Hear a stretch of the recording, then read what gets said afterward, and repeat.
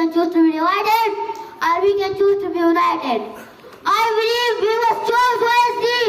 We must choose purpose over distraction, creation over consumption, and most importantly, humility over technology. Because the internet is not the enemy, it is the tool.